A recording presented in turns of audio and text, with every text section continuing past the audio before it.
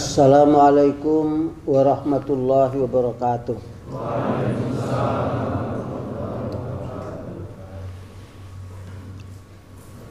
Alhamdulillah rabbil alamin. Alhamdulillah ala ni'amil katsirah al-firah. Inna isa fil hayah linafuza minad dunya ila yaumil qiyamah ma'al ibadah wa syahadatu lillahi wahdahu la syarikalah la ma'buda siwa fa iyyahu na'budu wa iyyahu nasta'in ala umuri dunya wad din ila akhir hayat wa anna muhammadan abduhu wa rasuluh alladzi ja'ana bil haqqi wa dinil qawim wa tala alaina al-ayatil qur'aniyah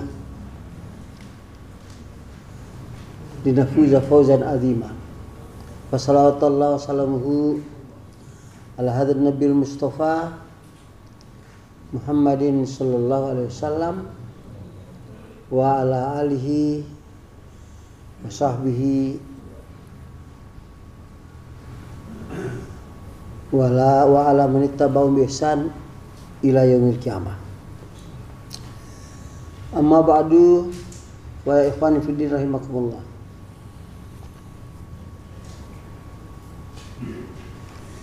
Tadi ayat yang dibaca itu menegangkan karena pertolongan Allah itu dari tersirat beberapa ayat tadi tidak akan datang kecuali kita menegakkan agama Allah, menolong agama Allah. Kalau menegakkan agama Allah dalam arti kita taat kepada kewajiban-kewajiban pribadi kita, itu kita tidak akan mendapat pertolongan Allah yaumil qiyamah. Sebab kita belum menegakkan aturan Allah. Hanya kita beriman untuk melaksanakan kewajiban kita pribadi, kita tidak menegakkan aturan-aturan Allah, maka berarti kita termasuk pengkhianat. Jadi Allah akan menolong kita kalau kita mau menolong tegaknya agama Allah. Jadi kalau mau sholat, puasa, saum, zakat, sedekah, haji, wah pokoknya sholat malam sih. Orang itulah yang harus menegakkan hukum Allah. Lah orang itu tidak mau, apa orang kafir kita musuh yang tidak jadi. Maka kata Rasulullah SAW, kalau melihat ayat yang dibaca tadi, hadisnya begini: Man lam yakzu wa lam yuhaddis man mata wa lam yakzu wa lam yuhaddis nafsahu bihi mata ala summati min nifaq. Bayangkan tuh.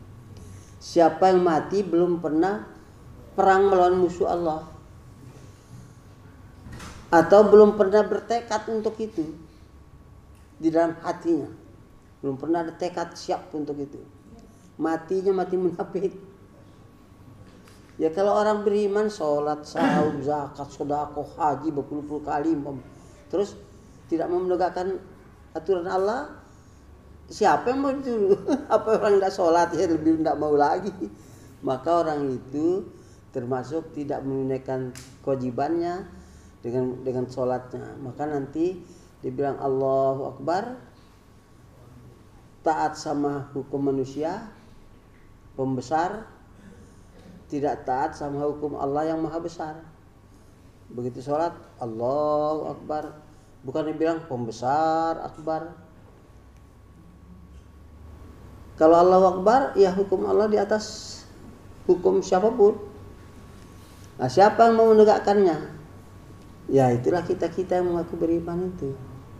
Kalau nggak mau, nah pertolongan Allah tidak dapat, berarti termasuk orang yang mengkhianati atau mendustai ucapannya.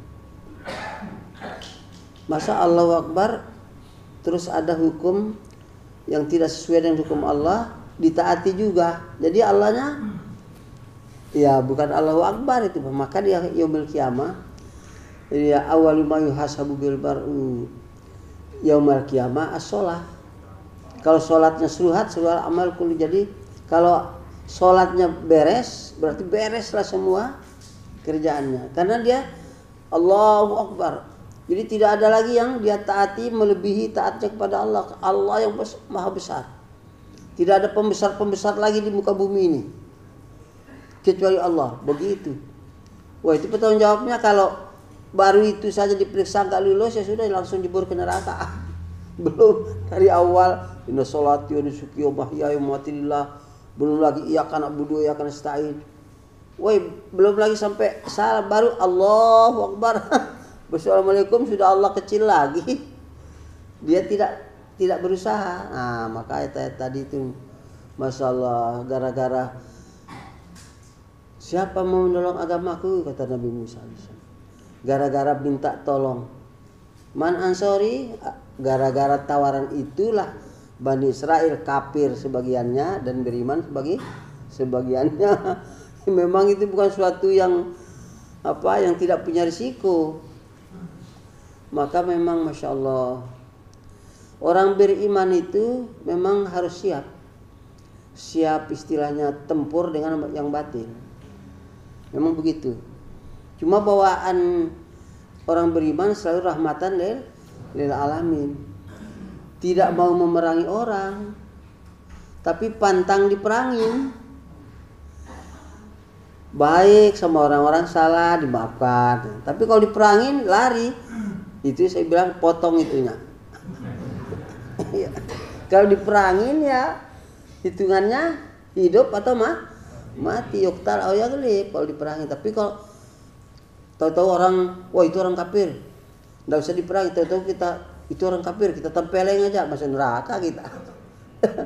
Karena dia nggak nempeleng kita kan. Kalau kita diperangi baru wajib kita lawan. Kalau lari jangan jadi laki-laki. Nah, itu suatu bukan tawaran yang boleh dipilih, bukan. Tawaran sebagai persyaratan untuk absahnya semua ibadah yang kita lakukan. Sebab orang tidak beribadah tidak akan ditawaran seperti itu. Nah, jadi tawaran itu. Jadi harus siap. Belum pernah berdetik dalam hatinya untuk itu, mati munafik. Wah, memang apa itu cuman cerita kosong, kira-kira tidak akan terbukti. Tentu saja tidak mungkin cerita kosong. Maka kutiba alaikumusiyam, ada waktu bisa dikarang-karang nggak hari sahur tuh? Kutiba alaikumusiyam. Nah, ada kutiba alaikumul qital. Mesti datang waktunya. Kalau datang waktunya tidak ada pilihan. Wah, itu dia memang. Jadi sikapnya orang beriman itu kalau pengecut imannya nggak jalan.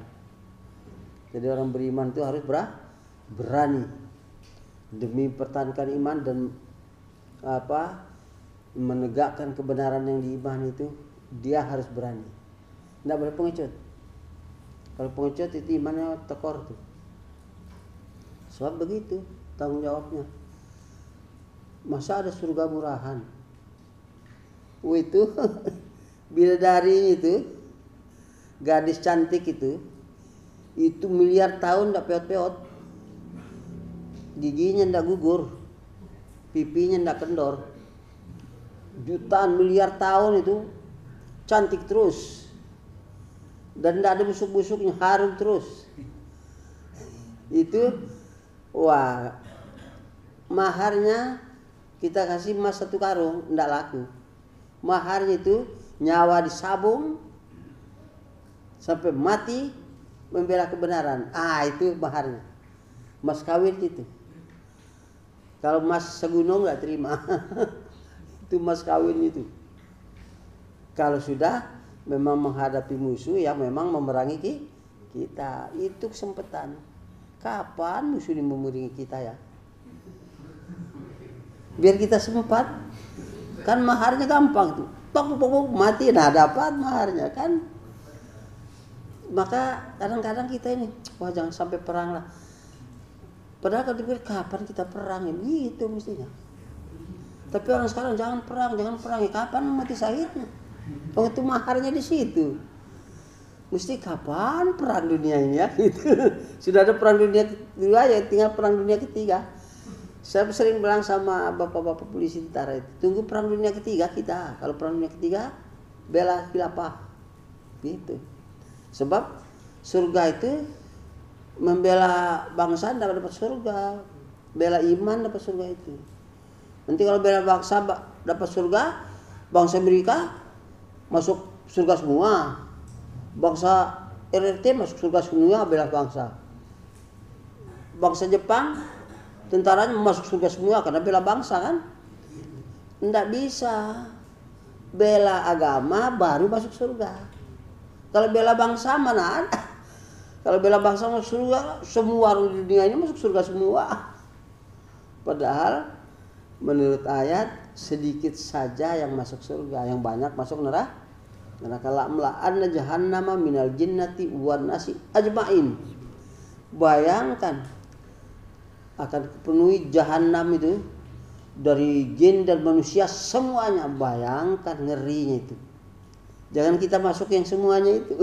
Yang masuk wa qalilum min ibadiyas syakur, sedikit pandai bersyukur tuh. Wa qalilum minhu yu'minun, sedikit yang beriman. Kita mencari yang sedikit-sedikit saja. Cuman otak kita ini pengen yang banyak saja ya. Ya begitu.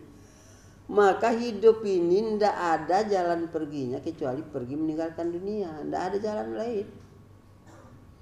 Pasti kita pergi meninggalkan dunia. Jadi mau ke akhirat, maka ada hidup dunia, ada hidup akhirat. Hidup dunia itu 100 tahun lebih kurang. Hidup akhirat itu tidak ada batasnya. Maka satu hari di akhirat, inna yauman inda rabbika alfi sana mimma ta'udun.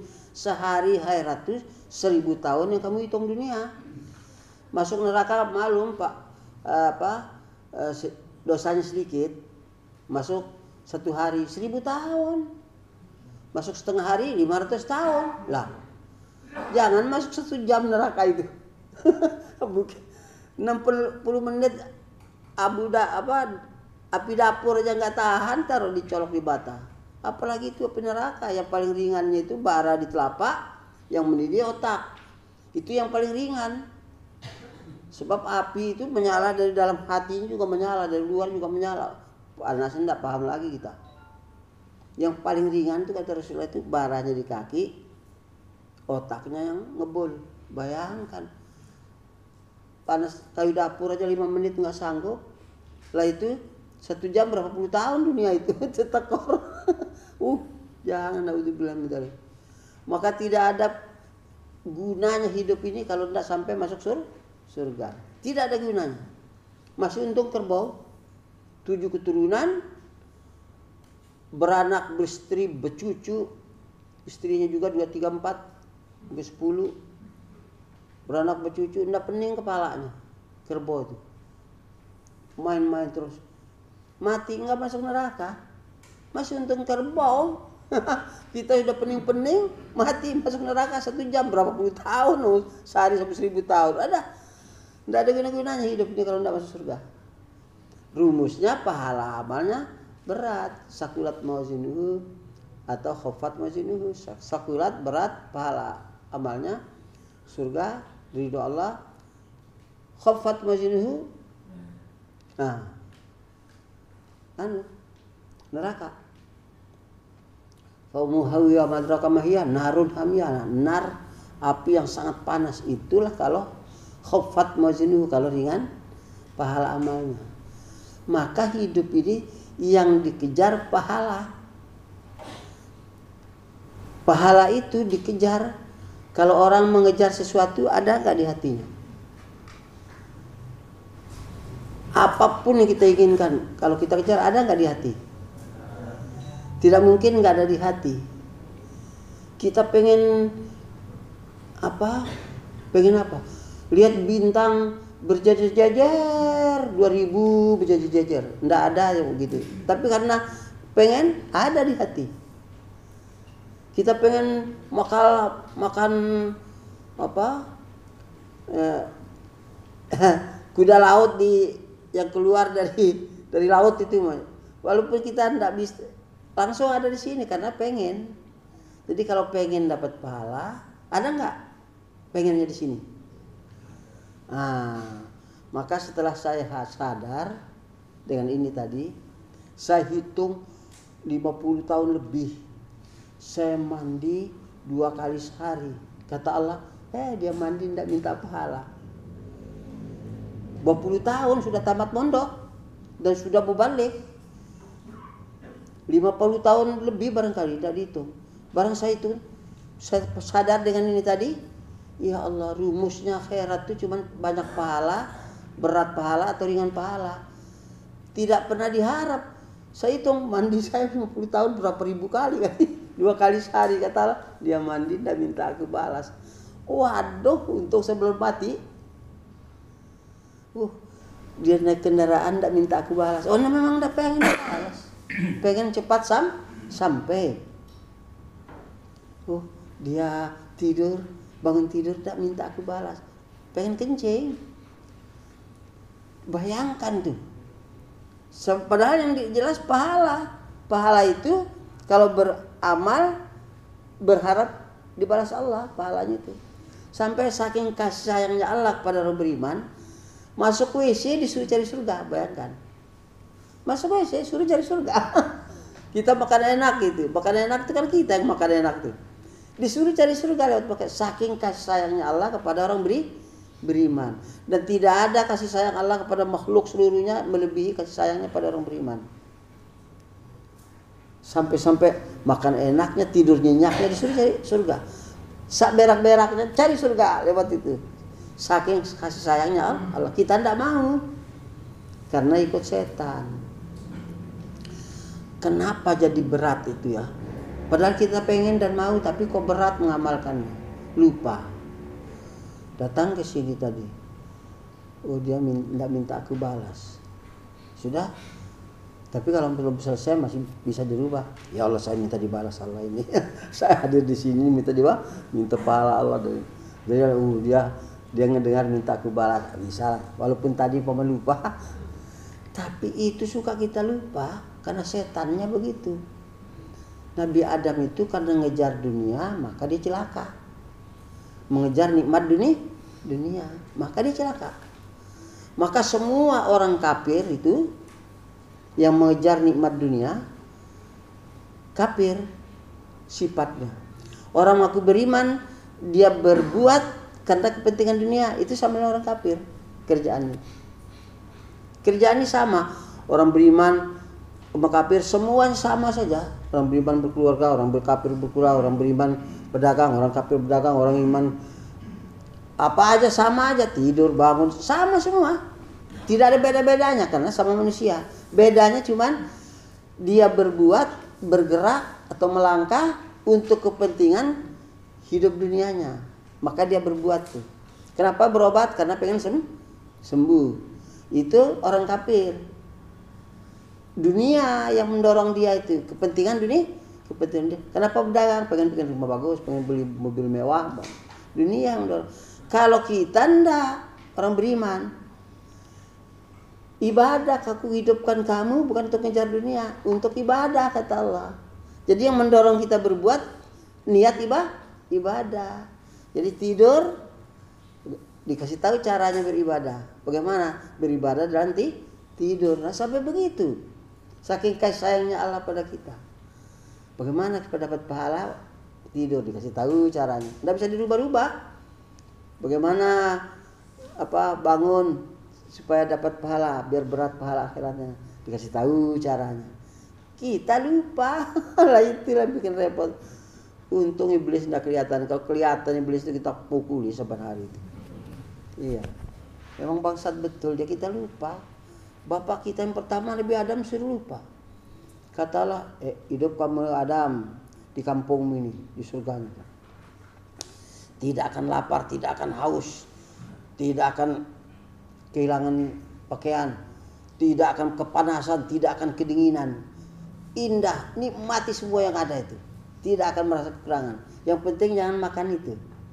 Nah, Datang iblis laknatullah itu. Hai Adam, saya ini sekedar menasihat saja.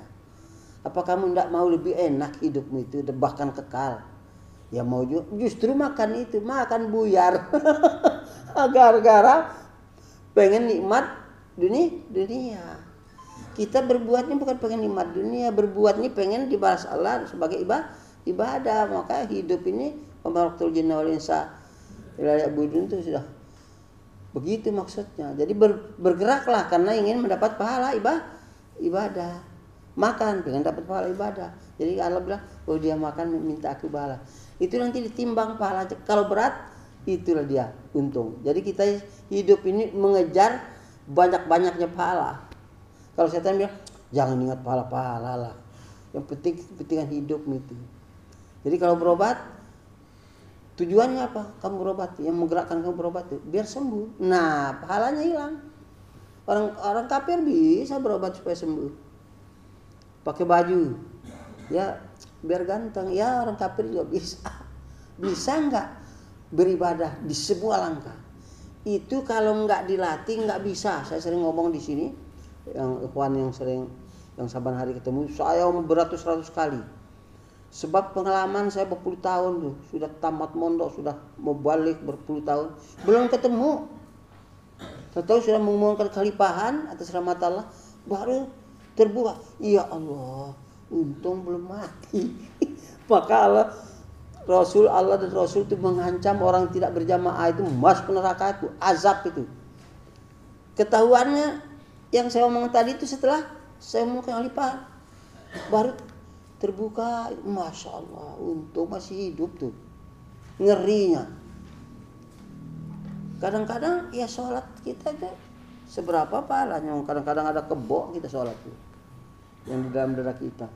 Walaupun tidak batal sholatnya, tapi kan berat bobot pahalanya apa tidak itu belum tentu juga kalau cuma sholat puasa. Jadi harus kita kejar pahala. Setan bilang jangan kejar pahala, kepentingan hidup itu. Nah itu. Jadi orang kafir itu beraktivitas apapun aktivitasnya untuk memenuhi kepentingan hidup dunia. Orang beriman apapun aktivitasnya untuk memenuhi kepentingan ibadah supaya mendapat pahala ridho Allah itu. Itu yang mendorong. Kalau itu enggak, percuma capek-capek ngapain? Punya emas 10 karung gitu. Terus bukan untuk ibadah akhirat, untuk masuk surga. Bukan. Ngapain capek? Makan kenyang, buang kotoran, ngantuk tidur. Enggak punya apa-apa, miskin, makan kenyang, buang kotoran, ngantuk tidur. Jadi kerbau, makan kenyang, buang kotoran, ngantuk tidur. Ngapain? Orang gila aja makan kenyang, berpuluh-puluh tahun gila, makan kenyang, buang kotoran, ngantuk tidur. Kalau seperti itu, untuk apa iman-iman yang kita pelajari itu? Berjamaah tidak ada guna-gunanya. Jadi harus itu. Dan sebab saya pengalaman berpuluh tahun saya latih ini masih ada lupanya. Cuma mudah-mudahan tidak banyak lupanya dari ingatnya, banyak ingatnya. Yang repot ini banyak lupanya daripada ingatnya. Kalau nggak latihan mesti banyak lupanya. Saya sudah latihan 10 tahun ini. Semenjak umur ke-8 kelihatan, wih ini percuma kita capek-capek.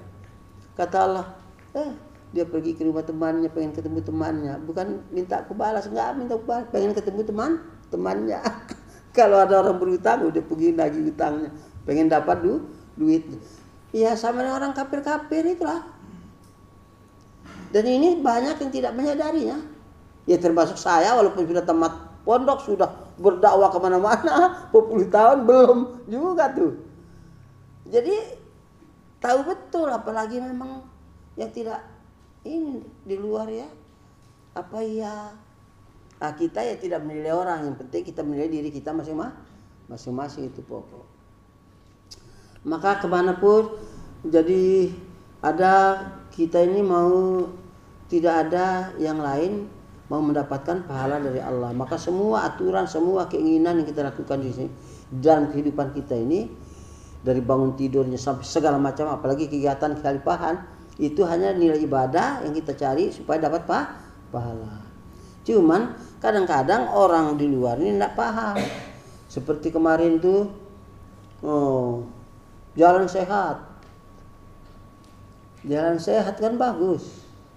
Kita ingatkan kalau dilarang namanya jalan, ya jalan pinggir-pinggir pagar juga bisa jalan. Kalau tidak bisa di atas jembatan ya dari bawah jembatan, namanya jalan sehat. Kalau dilarang jalan ini, pilih jalan yang itu kan bisa.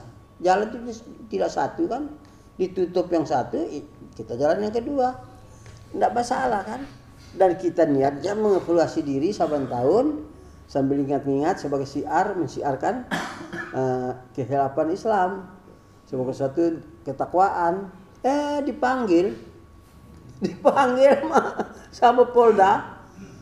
Aduh, pas selamat ya dipanggil. Apa yang ditanya? Banyak yang bertanya-tanya, apa yang ditanya itu. Jadi yang ditanya itu soal jalan sehat. Jadi karena namanya diproses, ya jadi saya ini dari awal pengalaman. Coba lahirnya kapan, masa mudanya, kerjaannya bagaimana, sekolah terus. Ya, saya bilang saya ini ya sudah lahir tahun sekian, terus umur sekian, terus kerjaannya mondok di Gontor, tamat ya sudah berjuang NII, berontak saya bilang. Apa? Ya membunuh, ngebom. Itu kerjaan saya. Dihukum 5 tahun, keluar lagi. Masih saya pikir, wah, saya keluar lagi sudah 5 tahun, 3 bulan saya di luar, saya berontak lagi. Pokoknya semua bom dari ujung ke ujung tuh dari saya semua itu sebenarnya. Iya, karena namanya memang sengaja berontak melawan pemerintah. Terus kata si awalnya gitu, belum ke jalan sehat ini, itu dulu. Tapi untung saya dihukum oleh pemerintah 15 tahun. Kalau nggak dihukum, saya belum paham bahwa itu semuanya salah. Untung dihukum juga, sehingga saya bisa mengumumkan kekhalifahan gara-gara dihukum. Seandainya saya tidak dihukum, tidak ketemu ini khilafah ini. Padahal ini wajib kita ikut. Yang tidak beat, tidak masuk khilafah itu masuk neraka. Harus bersatu itu wajib. Untung saya masuk penjara. Saya bilang mungkin di dunia ini barangkali saya satu-satunya orang merasa untung di penjara. Mungkin banyak orang kalau di penjara itu menyesal. Saya merasa untung betul karena bisa tobat. Ternyata salah. Membuat Islam dengan merebut negara. Lah, Islam rahmatan lil alamin bawaannya merebut negara. Kita usaha bagaimana memerangin dia lah. Jadi kan, untunglah saya sampai pada Khilafatul Muslimin. Nah, Khilafatul Muslimin itu prinsipnya saya bilang memerdekakan semua ajaran yang diyakini oleh manusia ini. Jadi maka di dalam maklumat Khilafatul Muslimin itu anggotanya muslim dan non muslim. Jadi kita tidak ada anti dalam Khilafatul Muslimin, itu tidak anti. Semuanya itu diajak bersatu dengan kemerdekaan melaksanakan keyakinannya. Jadi tidak dengan sistem demokrasi. Sistem demokrasi itu sistemnya penjajah, penindasan. Jadi kalau kita ajak umat bersatu dengan sistem demokrasi, itu kalau diancam tidak dengan ancaman, nggak bisa kesadaran bersatu. Sebab apa? Sebab aturan penggede, pembesar yang kalah suara banyak, kalah suara nggak setuju, awas. Pokoknya setuju harus bersatu. Jadi kita dijajah sama penggede. Itu penjajah gitu. Kalau penjajah yang memaksa kita taat sama dia, kita sabung nyawa, bangsa Indonesia perangin, kita usir karena dia penjajah. Begitu kembali ke bangsa kita sendiri, mau juga tunduk sama penggede. Apa yang dia punya mau, kita setuju, pokoknya awas, bersatu. Kalau tidak bersatu masuk penjara. Lah maka kalau sistem khilafah tidak begitu. Kata Allah lakum dinukum waliyadin. Ya kan kita dakwah juga kan? Lakum dinukum wali, bebas, merdeka. orang Kristen harus bilang yang benar hanya orang Kristen, yang Islam salah dan Buddha keliru. Orang Islam bilang Kristen salah, Buddha salah, yang benar Islam. Kalau nanti orang Buddha bilang Kristen salah, Islam salah, yang benar Buddha, dan begitu terus keyakinan. Lah maka masing-masing harus saling memerdekakan. Ayo jalan menurut keyakinan. Nggak boleh kita ini benar, itu benar, itu benar. Jadi nggak bisa. Hanya satu yang benar. Nah, jadi tapi menurut Khilafatul Muslimin, semua mereka harus hidup bersama-sama, bebas, merdeka, lakum dinukum waliyadin. Itu Khilafatul Muslimin. Maka dengan itu orang bersatu itu dengan kesadarannya, tidak dipaksa. Karena diberi kemerdekaan. Itu kan indah. Nah, maka kalau mau selamat harus menegakkan sistem khilafah, jangan sistem demokrasi. Ya saya terus terang begitu sama tentang yang tadi juga kemarin ya. Tadi ya. Nah terus yang saya sampaikan juga. Jadi harus tentara dan polisi ini nanti kalau ada perang, saya bilang perang membela khilafah, harus bela khilafah. Nanti jangan sampai masuk neraka kita kan. Ada dari kiainya beliau datang ke rombongan, ada kiainya dari Departemen Agama. Masih lama kata. Ya sebelum perang dunia ketiga kita masih lama. Ya pokoknya siap. Jangan sampai tidak membela khilafah, membela demokrasi, bahaya kita kan. Jadi Kak, sebab surga itu ya harus dengan ibadah. Tidak ada surga satu bangsa, nggak ada. Surga orang beriman yang ada. Jadi kalau tak bela iman ya bagaimana? Apa mungkin kita masuk surga? Nggak bisa. Itu sudah rumus. Lah boleh orang Kristen membela iman dia, boleh. Nanti dia lah berurusan dengan Allah sana kan. Kita membela iman. Pokoknya semua orang yang membela imannya baru dia diridhoi Allah. Itu pun kalau benar kan, benar menurut Allah, bukan menurut orang. Jadi kita ini tidak ada guna-gunanya hidup ini. Kalau bukan kayak pahala itu tidak ada gunanya. Apa guna coba? Sama. Makan kenyang. Mau kaya, mau miskin, mau gila, mau jadi binatang, makan kenyang. Itu, ngantuk tidur.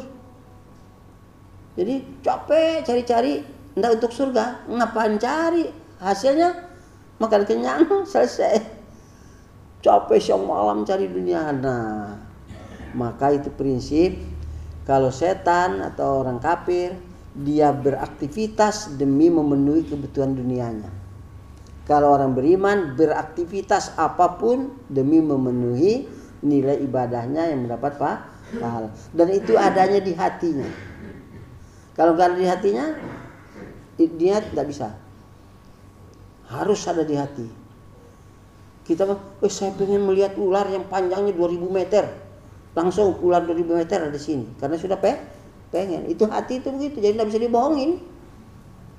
Pengen lihat pesawat yang sayapnya 100. Mungkin tidak bakal ada di dunia ini. Tapi langsung pesawat sayap 100 yang ada di sini. Nah, itu Allah bikin hati begitu. Jadi kita tidak bisa ngeyel-ngeyel debat-debat sama Allah, nggak bisa. Sudah tahu Allah ya, dia tidak butuh aku. Allah tahu kok.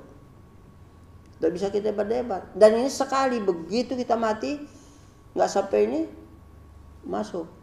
Maka di Polda itu saya bilang, kalau mau selamat masuk surga, beat. Saya bilang sama pemeriksa, saya suruh beat jadi warga khilafah. Kalau mau masuk surga itu. Nah, beatnya ya itu. Ya ditulis juga beat. Ya, ditulislah beat itu. Terus bagaimana jalan sehat itu sudah tidak ada hubungan dengan corona. Jalan sehat itu ditanya kenapa diperintah jalan sehat, ini kan corona. Perintah jalan sehat itu sudah 11 tahun yang lewat. Bukan baru kemarin. Dan itu urusannya wilayah. Karena wilayah Bandar Lampung dekat sama pusat, jadi mereka startnya di kantor di masjid pusat itu. Itu urusan wilayah, bukan urusan saya. Ya karena Bandar Lampung paling dekat, jadi startnya di depan kantor pusat itu. Tentu saja mereka minta nasihat, maka saya nasihati. Ya suruh jalan, tidak mengganggu jalan umum, tidak menghambat mobil-mobil orang. Pokoknya jangan menghambat-hambat lah. Pokoknya jalan sehat saja untuk mengamputasi diri 1 tahun. Sudah hilang umur kita 1 tahun. Bagaimana ini tahun depan nih? Sudah hilang 1 tahun nih, umur kita masih ke tahun lagi dah. Kalau bulan Ramadan saya bilang kita evaluasi diri.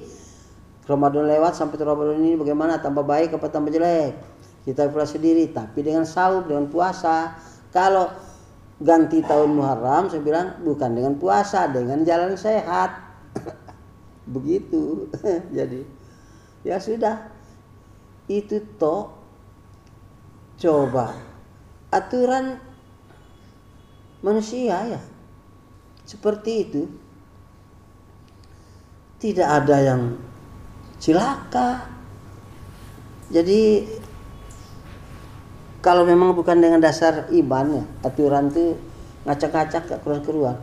Sampai saya bilang ini ini jalan ditutup, katanya corona, karena ditutup supaya menghindari corona.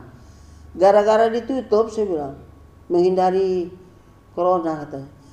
Saya tadi pagi datang kemari ini, saya bilang datang ke Poldas itu. Tadi pagi tuh dumpuk orang cari jalan tuh lewat jalan sana, jadi macet di mana berkumpul. Justru corona katanya menghindari. Coba dibuka semua kan orang bebas. Secara rasional kan iya juga, kenapa ditutup? Akhirnya orang berkerumun cari jalan ini. Wah, akhirnya numpuk. Malah membuat corona jadi. Ya jadi pemeriksa itu juga ya enggak bilang setuju aja, coba ya nganggu-nganggu aja. Saya bilang mestinya kan kita yang pikir, coba dibebaskan, malah lewat habis sih bilang. Nggak jadi kerumunan, karena ditutup malah kerumunan cari jalan. Akhirnya saat tadi saya datang pagi ini, di sana kendaraan numpuk karena cari jalan semua. Nah ditutup. Jadi nggak ada nggak masuk di akal. Ya sudah, itu yang. Jadi kita datang dakwah. Jadi kalau pertanyaan itu ya sudah belasan tahun, itu urusannya wilayah. Sudah karena ada Polda yang tanya berapa yang hadir yang akan ikut, saya tidak tahu, saya panggil Abir Wilayah, saya tanya berapa yang hadir, ada yang nanya di Polda. Kalau ditanya biar bisa jawab. Ya itu seperti itu aja. Ngapain itu? Tapi rupanya Allah itu mau membuat jalan kita supaya bisa menyampaikan yang hak, rupanya begitu. Maka setelah acara kemarin itu saya cerita sama teman-teman. Ini ada satu poin yang harus diingat. Kalau kita diuji oleh Allah itu karena kita mau ditingkatkan oleh Allah, mau diuntungkan. Jadi jangan sampai kita diuji Allah itu tidak merasa mau diuntungkan oleh Allah. Nggak ada Allah bilang rasain lu. Nggak ada. Allah itu maha kasih diuji itu maksudnya supaya hambanya itu beruntung. Itu yang harus ada. Ketemunya gara-gara dipanggil kemarin. Iya gitu. Datang sendiri tapi nggak pernah ceramah begitu. Jadi ujian dunia ini maupun kita susah setengah mati, itu mau diuntungkan oleh Allah dengan susah itu, apalagi dengan senang.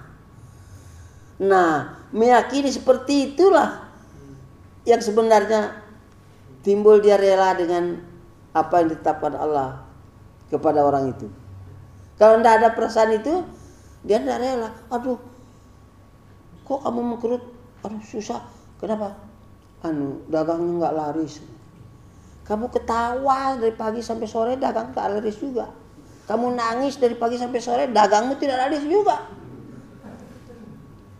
Kamu mau dan nerima ujian Allah itu yang kamu tidak cocok, tapi kamu rela dengan Allah itu, karena Allah mau menguntungkan kamu dengan dirugikan dagang itu. Bukan mau dicelakakan oleh Allah. Nggak ada orang bapaknya saja tidak mau mencelakakan anaknya, apalagi Allah mau pengasih mau penyayang. Nah perasaan ini yang perlu dicamkan pada diri kita. Jangan terus, aduh saya kok lama betul sakit. Kamu mau diuntungkan dengan sakit itu. Tapi kalau kamu tidak rela, lalu kamu rugi, salah sendiri. Diuntungkan. Nabi Ayub tuh dari koreng, asal diobati nambah koreng, diobatin nambah koreng. Saking sudah nambah korengnya sudah pol, diobatin jadi ulat. Bukan jadi sembuh. Nabi kan. Tapi itu dia Nabi, kalau kita KO kita. Kalau Nabi iyalah. Sampai kan riwayatnya Nabi Ayub alaihissalam, kalau dia membersihkan badannya itu ulatnya tadi itu dilepasin gitu. Keluarga sudah minggat semua, tambah diobatin, malah tambah busuk ini, gak enak, ditinggalin.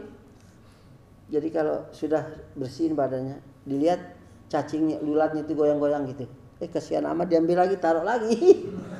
Bayangkan relanya itu. Nabi Ayub diuntungkan Allah lewat itu. Bukan dirugikan oleh Allah, karena dia rela menerima ketentuan Allah. Nah, itu yang penting, kita hidupnya mesti ada enak, mesti tidak enak, pasti itu. Sebab ujian itu ada yang cocok dengan hati kita dan ada yang tidak cocok dengan hati kita. Tidak ada yang lain. Cocok juga tidak, tidak cocok juga tidak ada. Cocok dengan keinginan kita atau tidak cocok dengan keinginan kita. Dua itu macamnya. Tapi itu semuanya dari Allah. Terima enggak? Kalau cocok saya senang, kalau tidak cocok saya enggak senang. Lah ada Allah yang lain apa? Ya relanya harus 100% cocok. Rela, buktikan kerelaan dengan bersyukur. Tidak cocok. Rela 100% tetap relanya, buktikan dengan kesabaran. Kalau nggak sanggup, itulah dia rugi itu. Karena keyakinannya kurang. Kalau yakin, dia tawakal, ya terserah Allah. Di sama sahabat tuh begitu. Ada orang ayan, perempuan, doain ya Rasulullah, saya ini ayan, guletak kita jalan tuh kalau datang ayan gitu. Ya saya doakan kau sembuh, tapi kalau kamu sabar, kamu masuk surga dengan penyakitmu. Jangan didoain ya Rasulullah. karena kalau dia sabar masuk surga. Jangan didoain Rasulullah katanya. Kalau memang dengan sakit ayan itu masuk surga, jangan didoain. Dia senang pengen masuk surga kok. Tuh, kita mati kok ini mau masuk neraka surga tetap mati kok, ngapain? Bukan itu pikiran. Nah terus, tapi saya malu ya Rasulullah. Apa? Kalau saya jatuh itu aurat terbuka. Kalau gitu saya doain supaya aurat tidak terbuka aja. Didoain adalah supaya auratnya tidak terbuka aja. Coba geletak kita tetap rapi auratnya. Nah, surga. Nggak mau sembuh. Kalau kita ini kalau mamat sembuh ini. Sudah obat ini, sudah obat itu. Ya bagaimana? Bukan tawakalnya besar. Usaha boleh, tapi bukan tujuan. Tujuannya harus ibadah. Doanya dunia boleh doa asal masuk akal. Boleh doa bebas. Kata Allah semua isi dunia dari Allah kok. Pinta aja asal dalam ibadah. Jangan Allahnya diperkosa. Dagang, ya Allah, untungkan dagang saya. Kalau saya nakubir, selamatkan saya perjalanan. Allah disuruh taat sama dia, disuruh ngurusin dia kan. Allah, sehatkan badan saya olahragain. Allah itu disuruh-suruh sama dia. Kata Allah, kamu kusuruh ibadah, tunduk kepada ketentuanku, berharap ridhoku. Kalau sudah begitu, kamu boleh minta apa saja. Maka ia kana budu, baru ia kanas. Ini ndak kana budu yang enggak, karena sta'id dulu. Jadi Allah itu dihambakan apa? Enggak bisa. Nah, itu yang ditanya di sana itu. Jadi kita dakwah. Nah, jadi yang lain-lain juga itu juga. Tidak ada yang lain-lain. Cuma ya semuanya menyampaikan yang hak saja. Nah, tahu-tahu tadi ada lagi dari pusat, dari Mabes Pusat, dipimpin oleh Pak Sohibi AKBP. Dari Mabes Pusat datang, bawa oleh-oleh banyak, vitamin C, terus masker. Masker. Ada ribuan kali masker tuh. Karena dilihat kita tidak pakai masker ya. Oh jadi oleh-oleh maskernya banyak. Vitamin C juga ratusan. Terus hand sanitizer. Apa? Itu semprot-semprot itu. Pokoknya biar khilafatul orang khilafah itu sehat. Katanya Pak Polisi itu, biar kita itu sehat lahir batinnya gitu. Ya alhamdulillah kita bilang. Jadi saya sampaikan juga, kita kalau tidak membebaskan semua agama, dan kita bilang semua agama benar, itu ndak, akalnya rusak, ndak masuk akal. Semua agama benar itu ndak masuk akal. Orang Kristen harus bilang yang benar hanya Kristen. Kalau semua benar, saya bilang hari ini kita datang ke masjid, hari Ahad nanti kita masuk gereja, hari ini lalu kita petekong, karena semuanya benar kan. Jadi saban hari kita berpindah-pindah, semuanya benar. Itu salah. Harus kita yakin sama yang benar tuh apa yang kita yakini. Tapi menurut Islam merdekakan dengan keyakinannya. Indahnya itu istimewa apa itu begitu. Wah ini perlu dialog kata dia. Kata ya yang hadir itu ada yang terutama pas KIB itu. Wah kalau gitu ini perlu didialogkan. Ya boleh saya bilang kita dialog. Ya tapi nanti lewat itu saja katanya. Apa istilahnya itu ya? Ya lewat gitu ya. Ya pokoknya kita dialog. Soalnya saya bilang coba berjamaah bersatu, saya bilang wajib bersatu itu tidak ada hilaf. Wa tasimu bil jami'an wala tafarraqu. Jadi semua orang setuju bersatu dan tidak setuju berpecah belah. Semua manusia berpikir itu begitu. Terus bagi Islam wajib bersatu, haram berpecah belah. Sepakat semua. Terus kalau kita bangun tidur supaya diridhoi Allah, saking kasih sayangnya Allah dikasih tahu caranya cari surga lewat tidur. Maka begitu bangun, alhamdulillahilladzi ahyana ba'da ma amatana wa ilaihi nusur. Maksudnya supaya kita diridhoi Allah gara-gara tidur itu supaya masuk surga. Sekarang kita karang sendiri aja lah. Bangun tidur, Yasin Al-Quranul Hakim, wa inna manusia, nggak bisa. Atau Fatihah nggak bisa. Masuk WC gitu, Fatihah nggak bisa. Ada caranya sendiri. Saking kasih sayangnya Allah, sampai kerja seperti itu dikasih tahu caranya supaya kita dapat ridho Allah. Tapi kalau disimpang nggak bisa dirubah-rubah. Kalau dirubah nggak diterima. Masuk WC Fatihah gitu lebih bagus daripada doa tidak bisa. Padahal kalau kita tidak baca tidak berdosa karena tidak wajib. Kita bangun tidur tidak bilang alhamdulillahilladzi ahyana ba'da ma amatana, kita tidak berdosa.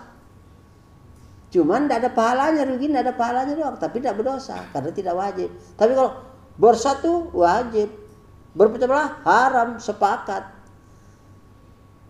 Masuk WC bangun tidur aja dan tidak bisa dikarang sendiri. Sekarang umat Islam bersatu. Wah Allah nyuruh kita bersatu, Rasulullah nyuruh kita bersatu, melarang kita berpecah belah. Kok enggak benar? Kita disuruh tapi tidak dikasih tahu caranya. Pakai cara sendiri aja lah caranya. Masuk akal enggak? Bangun tidur sekarang sendiri, masuk WC sekarang sendiri tidak bisa. Padahal tidak wajib. Wajib bersatu, haram berpecah. Inilah Allah Rasulnya enggak beres. Kita cuma disuruh tapi tidak dikasih tahu caranya. Katanya al-yauma akmaltu lakum dinakum. Bagaimana itu saya bilang cara berpikirnya? Langsung si pemimpin. Wah, ini perlu dialog kita katanya. Saya bilang itu yang kita cari. Cobalah bagaimana. Beliau janji nanti kita pakai itu biar dilihat. Senang. Pak Suhaimi senang. Artinya yang datang itu Pak yang kiai, Pak kiainya juga senang dia. Saking merendahnya, wah kita pengen belajar juga ini. Saya bilang bukan Pak Yai, kita yang belajar Pak Yai, kita bukan Pak Yai. Ya, artinya alhamdulillah senang mereka itu kalau kita dakwah. Dan ini rahmatnya alamin. Jadi sudah perwakilan kita itu di sana di Turki, saya bilang di Turki ada, di Malaysia ada, di Kenya ada, di Singapura di Australia ada sebelum rahmatan alamin. Indahnya hilafah. Maka kalau ada perang nanti, perang sebelum dunia ketiga nanti bela hilafah, semua tentara polisi harus dengan hilafah, jangan dengan yang lain. Masuk surga. Ya. Jadi rupanya Allah beri jalan kita supaya bisa dakwah. Tapi kata yang pertama Pak Yai bilang, jadi Muhammadiyah NU jadi perpecahan. Ya bukti sebenarnya. Sudah ratusan tahun kan tidak bisa bersatu itu. Karena karang sendiri kan. Al-Irsad, macam-macam tuh kan tidak bisa bersatu. Kalau gitu katanya bikin hilafah lagi tambah banyak perpecahannya. Saya bilang ini yang perlu dikaji ini. Malu saya terangkan. Baru wah ini perlu dialog ini. Baru pakai bilang, wah saya juga perlu belajar. Jadi indah. Kalau kita polos lillahi ta'ala itu selalu diuntungkan saja dakwah kita itu. Maka orang pada heran, khilafah HTI tidak punya khalifah, cuman ngomong saja dibebarin. Lah kita ada khalifahnya, ada pelangnya, ada ininya nggak dibebarin.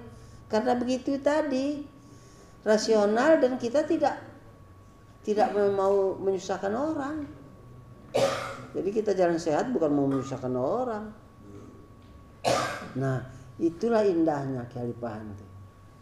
Jadi kita jangan sampai seolah saya sudah bilang kita tidak menganggap bahwa polisi atau tentara itu menjadi lawan, bukan. Harus berteman. Kalau khilafah dari dibelaan oleh polisi dan tentara, kita kapan kita bisa kuat?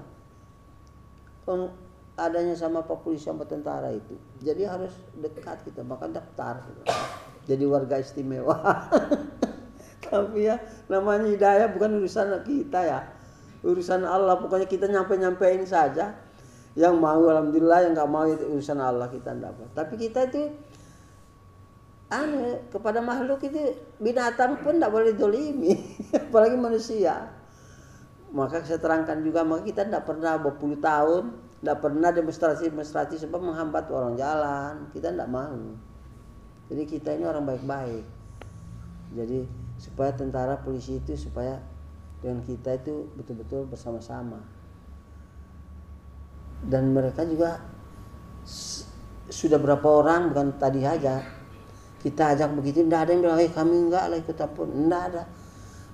Saja, artinya tidak menunjukkan menolak kita punya keinginan itu, tidak. Jadi walaupun tidak dijawab mamanya, tapi tidak ada tanda menolak gitu, enggak ada. Karena itu rasional, semua yang kita omong itu masuk akal sehat, tidak ada yang aneh-aneh gitu.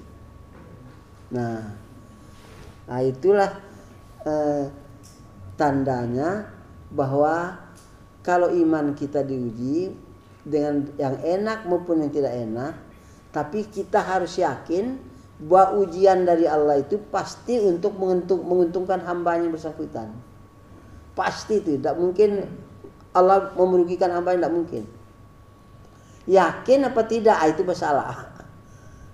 Jadi kalau dagang bekerut jangan susah, ketawa aja. Tetap aja nanti makan kenyang, ngantuk tidur. Tidak ada guna-gunanya pening-pening. Jadi warga khilafah itu tidak boleh mengkerut keningnya gara-gara dunia. Nikah bukan untuk kepentingan dunia, nafsu bukan. Ibadah supaya diridho Allah. Cerai juga gitu. Kalau cerai ridho Allah, cerai. Tidak apa-apa.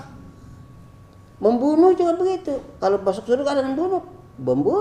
Yang penting berbuat apapun orang beriman itu demi mendapat ridho Allah.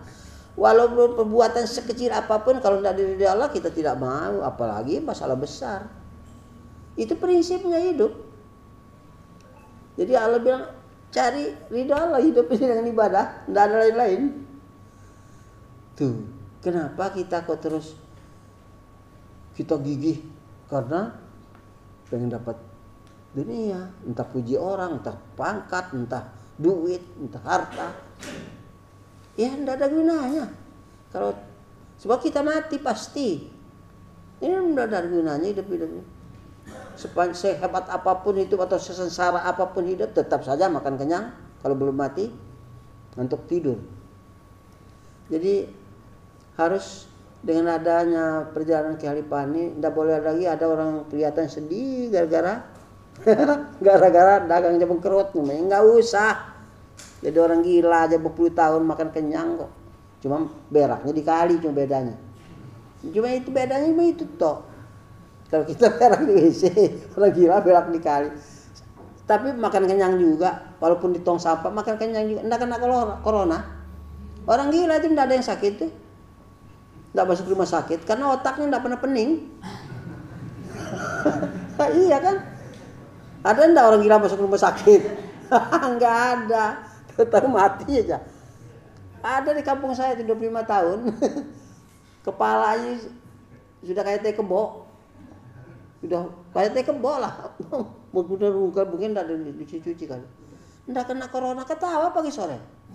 Sudah saya tanya orang kampung, sudah lebih 25 tahun. Hari ini masih hidup ini. Tadi juga saya lihat. Saya pikir, coba hidup cuma begitu. Lah warga khilafah pening, aduh ibannya nggak beres itu. Jadi kalau ada orang warga khilafah pening gara-gara dunia, asli ditepuk sini, iban kemana itu? Nggak ada guna-gunanya itu. Hidup ini, kan gitu. Itu nggak ada jalan lain hidup ini kecuali untuk itu. Lah kalau udah rugi kita capek-capek, itulah hidup. Nah, kaidahnya menjadi warga khilafah. Kalau saya cerita sama pak polisi, sama pak tentara, kan dia juga senang, ingin senang. Dunia untung, akhirat untung kan? Kalau enggak, dunia untung kayak apapun kalau masuk neraka, iya 1 jam, jangan coba-coba. Bara api di sini, di telapak, yang mendidih apa? Otaknya, yang itu yang paling panas, yang paling rendah. Panas yang paling tinggi enggak tahu lagi. Sehari sama 1000 tahun. Saya dosanya sedikit, paling sehari lah masuk neraka. Nanti kan ujungnya masuk surga juga. Banyak itu orang ngomong gitu. Tapi yang penting ada iman, kan ujungnya masuk surga juga. Iya, sehari 1000 tahun. Api dapur 5 menit saya nggak tahan. Fama asbarakum nar. Apa yang bisa menyabarkan kalian atas panas neraka? Nggak ada. Nah, inilah indahnya berkhilafah. Mudah-mudahan bapak-bapak yang sana-sana itu, terutama tentara, pak polisi, menteri-menteri itu mau digarap untuk menjadi berpikir kembali ke warga khilafah. Dan majalah kita yang akan datang saya tulis itu bahwa keteriman dan sistem demokrasi harus diganti dengan sistem khilafah. Majalah kita yang akan datang entah besok lusa ini, itu saya muat tuh, saya ceritain panjang. Biar orang baca itu, ada manusia sedunia setuju demokrasi, ini anti demokrasi jadi. Kan mungkin di dunia ini semuanya setuju, kayak kiai kan setuju semua demokrasi itu. Walaupun niatnya bukan main hebat, lebih hebat dari kita, pengen masuk surganya, tapi setuju demokrasi. Maka majalah besok itu mulai saya keluarkan bahwa demokrasi itu adalah kederiman. Dan saya buktikan, kasih contoh majalah yang akan datang. Cuma terlambat keluarnya karena apa? Saya tanya pimpinan majalah, redaksinya, jamaah kita itu khalifah katanya, sedang membacanya, ditagihnya lambat-lambat bayarnya. Lah ya itu masa cuman berapa belas ribu, ya Allah, mana kesadaran kita? Sampai saya ikut campur sebagai khalifah, mengharapkan supaya, saya bilang instruksi, kalau instruksi maksiat semua, mengharapkan kesadaran supaya berlangganan lah majalah khilafah. Maksudnya kenapa telat? Saya bilang penerbitnya ini karena ada judul tadi itu, jadi saya tanya, kok telat terbitnya? Inilah warga kita ini ditagih berulang-ulang, iya tapi nggak kirim duitnya. Jadi masih kurang 2 juta kemarin. Waduh, sebenarnya harus dipelopori, kan dakwah. Kita niat dakwah, bayar tuh niat dakwah, sehingga kita dapat pahala, dapat ilmu, dapat pahala. Kita ikut ini. Jadi memang ya, Nggak gampang ya surga itu ya. Bidadarinya kentutnya juga harum sih. Nggak peot-peot. Wih, emang asik gitu. Nah, pokoknya itu kalau nggak dapat rugi. Mau balik lagi nggak bisa itu. Ya Allah, maaf berhubung lalai, maaf ya Allah, sekali lagi mau jadi orang baik. Nggak bisa lagi. Sekali pok habis. Aduh, jangan main-main. Mudah-mudahan apa yang kita sampaikan ini dari pengalaman-pengalaman dan penanaman akidah kita dengan mabit-mabit berulang-ulang itu betul-betul Allah memberkahi kita untuk betul-betul menambah kewaspadaan iman kita itu bisa dijaga demi tercapainya sakurat mazunuhu atas ridho Allah. Sebab kalau tidak sampai sakurat mazunuhu percuma hidup, tidak ada guna-gunanya. Maka kesimpulan secara keseluruhannya ujian itu hanya dua, yang cocok dengan yang tidak cocok dengan hati kita. Tidak ada lagi lebihnya. Apapun modelnya 1001 macam, tapi hanya dua, cocok dengan keinginan kita atau tidak cocok. Semuanya itu ujian bagi iman. Ujian dari iman itu ketentuan Allah, bukan untuk menyusahkan hambanya, untuk diuntungkan oleh Allah. Kalau pandai menerimanya, rela menerima dua macam tadi ujian itu. Nah, maka orang kafir akan bergerak dari bangun tidurnya sampai usahanya 1001 macam untuk memenuhi kepentingan kenikmatan dunianya, kebutuhan dunianya. Orang beriman untuk memenuhi kebutuhan akhiratnya lewat ibadah. Maka tidak boleh satu kerjaan lupa niat ibadah. Karena ibadah itu innamal a'malu binniyat. Nah, kalau lupa, itu istighfar kita. Tapi pasti lupa. Cuma persoalannya banyak lupa, banyak ingat. Itu harus latihan. Jadi kalau pakai baju, enggak bismillahirrahmanirrahim tangan kanan. Dia pakai baju minta aku balas. Ada pahala baju. Sudah, aduh lupa, kurang ajar iblis. Buka lagi. Kurang ajar iblis, baru bismillahirrahmanirrahim. Begitu. Kalau nggak mau latihan lupanya banyak. Harus berani latihan ya. Sebab saya sudah coba masih lupa juga. Bukan terus saya sudah lulus, belum. Ngaca, apalagi dan assalamualaikum lagi ngaca, ya sudah lupa. Baru keluar dari pintu itu kurang ajar iblis, balik lagi ngaca lagi ya. Alhamdulillah Allahumma anta ahsanta qul dan seterusnya itu ya. Doa ngaca. Jadi memang harus begitu. Kalau tidak latihan banyak lupa. Sebab kita latihan juga tetap lupa karena kita bukan malaikat kan. Cuma jangan banyak lupa, banyak ingatlah. Harapan kita gitu. Tapi saya ini belum lulus. Cuma ngomong doang ini. Lulusnya belum, masih terus kita berusaha sampai ajal datang.